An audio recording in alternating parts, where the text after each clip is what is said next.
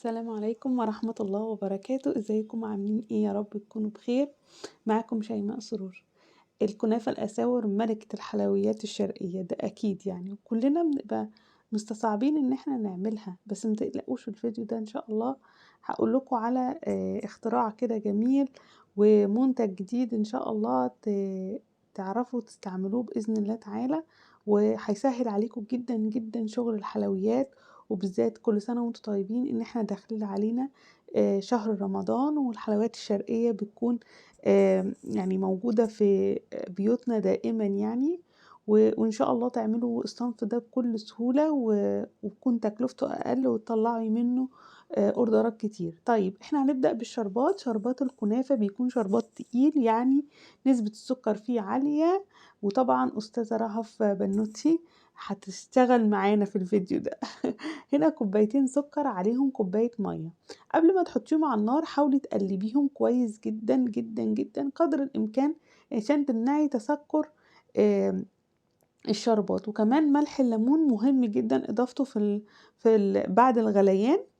بحط على اللي أنا عملته ده، بحط عليه ربع معلقة ملح ليمون. طيب بصوا المنتج بقى اللي أنا جايبه لكم ده، دي كنافة جاهزة ساور معمولة ومتجفة لحين الاستعمال. شايفين ما شاء الله، انا اشتريت المنتج ده وقلت لازم اجربه قبل دخول رمضان، لانه فعلا هيبقى موفر جدا، وتقدري تعملي اصناف كتيرة. وهم كمان بيعملوا اساور، بيعملوا الكورنيه، بيعملوا المبرومة، بيعملوا حاجات كتيرة جدا، ومش بياخد سمنة كتير.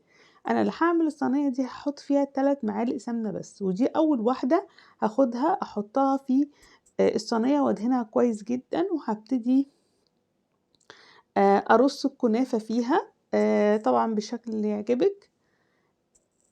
بس كده بس وانتي طبعا بتستعمليها بتخزنيها يعني في رف المطبخ كده، مش بتتحط في التلاجة ولا حاجة في التخزين، لان هي بتقعد مدة بقولك سنة معاكي يعني. طبعا بتقفليها كويس وتحطيها. بس عايزة اقول لكم منتج خطير. دول معلقتين سمنة. انا هبتدي، لا اما بقى دي طريقة بتاخدي معلقة تحطيها كده، لا اما بتاخدي اصلا الكنافية كده بماسك او حاجة تسقطيها في السمنة وتنزليها تاني مكانها.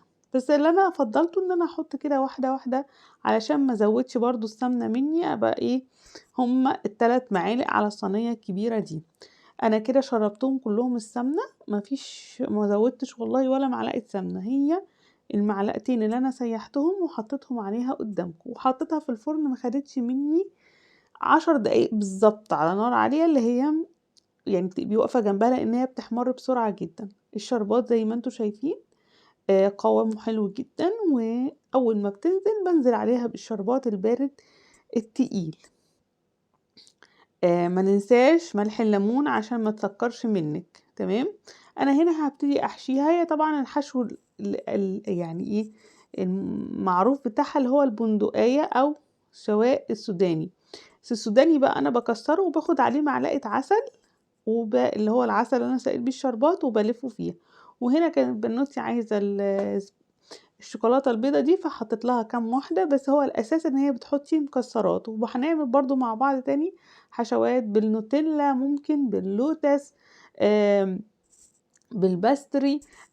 يعني براحتك قوي. خلي بالك الاساور دي بتيجي منها احجام. انا جايبة اصغر حجم يعني، وفي منها المتوسط، في منها الكبير، في الكورنيهات، في المفوفة. زي ما انا قلت بصراحة ممتازة ممتازة ممتازة ممتازة. والطعم حكاية والله العظيم. هتطلعي احلى اوردرات. قدامك الطبق ده، وممكن كمان الطبق ده تستعمليه، فتطلعي كذا حجم، وتقدري ان انتي تكوني بأقل مجهود عملتي افضل حاجة. اشوفك على خير ان شاء الله في فيديو جديد.